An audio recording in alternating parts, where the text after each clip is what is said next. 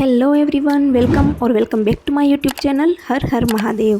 તો ગાઈસ, જેમ કે તમે લોકો જોઈ શકો છો, આજનો વ્લોગ ચાલુ થાય છે બપોરના હું અહીંયા રસોઈ બનાવતી હતી અને અમારા ઘરની આગળ જે પેસેજ છે ત્યાં કલરકામ બાકી હતું। તો એ ભાઈ આવી ગયા હતા કલરકામ કરવા માટે।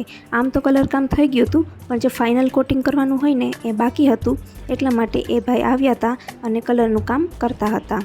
અને એ બસ કામ ચાલુ હતું અને હું બનાવતી હતી અહીંયા રસોઈ બનાવવામાં તો ખાલી આજે શાક અને રોટલી જ બનાવવાના હતા।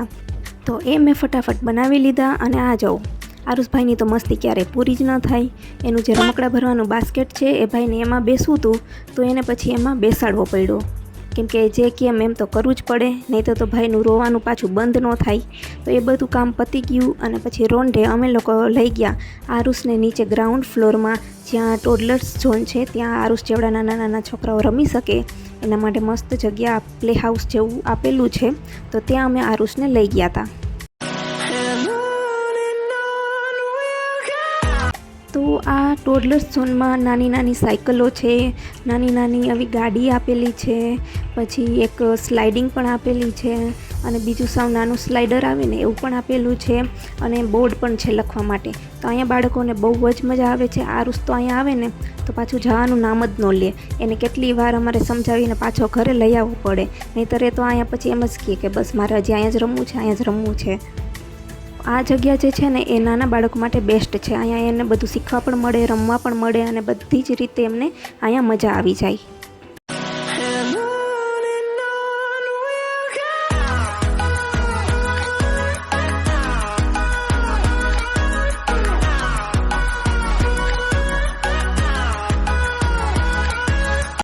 અને આજે અમારે પાત્રા બનાવવાનો પ્રોગ્રામ હતો, તો બસ પછી ત્યાંથી આરુષને રમાડી અને અમે ઉપર આવી ગયા। અને મેં અહીંયા તૈયારી ચાલુ કરી દીધી હતી પાત્રા બનાવવાની। અને બસ પછી પાત્રા બનાવવાનો મેં એક વિડીયો પણ બનાવ્યો છે, શોર્ટ વિડીયો, જે મેં શોર્ટ્સમાં અપલોડ કરી દીધો છે। જો તમારે રેસીપી જોવી હોય ને ત્યાં શોર્ટ વિડીયોમાં જઈને જોઈ શકશો, અથવા તો હું આ વિડીયોના ડિસ્ક્રિપ્શનમાં લિંક આપી દઈશ, તો એ લિંક ઉપરથી પણ તમે જોઈ શકશો। અને મમ્મીને લાગી હતી ભૂખ, તો એ કે પાત્રા તો ક્યારે બને, કે ચાલો હું કંઈક ખાઈ જ લઉં। મેં કીધું આ કાંઈ વાંધો નહીં, તમે ખાઈ લ્યો પહેલાં।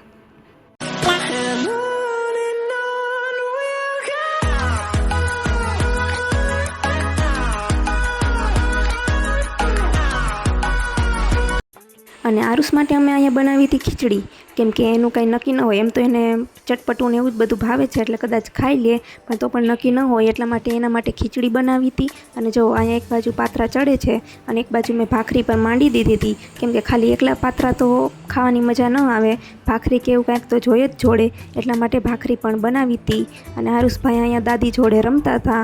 એને એક દાદી હોય ને તો બીજું કોઈ ના જ હોય, એટલા માટે એની જોડે રમતો હતો અને હું અહીંયા બનાવતી હતી રસોઈ। તો ફાઇનલી આપણા પાત્રા અને ભાખરી બનીને તૈયાર થઈ ગયા હતા। અને જો કંઈક નવીન વસ્તુ બનાવીએ એટલે પ્લેટફોર્મનો શું હાલ થઈ જાય। આખું પ્લેટફોર્મ ભર્યું છે, ક્યાંય કાંઈ રાખવાની જગ્યા છે નહીં। તો આ બધું છે ને સરખું કરવામાં જ એક તો ટાઈમ વયો જાય।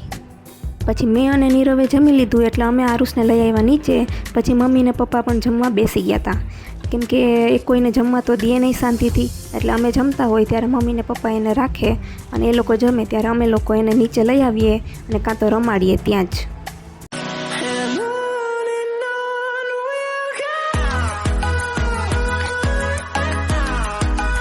પછી આરુષ માટે અમારે ડાયપર લેવાના હતા, તો અમે લોકો ગયા બહારે, એને લઈ ગયા, બાજુમાં જ મેડિકલ છે ત્યાં એને લઈ ગયા હતા। એને આટો પણ મરવાઈ જાય અને એના ડાયપર પણ આવી જાય, તો અમે લોકો એને લઈ ગયા। અને આ જુઓ, એને રાખવા માટે કેવા નાટક કરવા પડે છે ને, એને નાટક કરીને તો કાંઈ ન જાય, તો અસલ શાંતિથી એ રહીમાં રાખે, બાકી તો આખો દિવસ કચ જ કરતો હોય।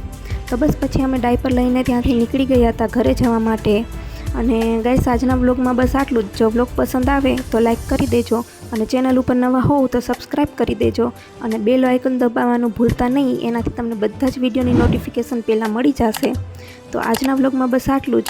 બાય બાય, હર હર મહાદેવ।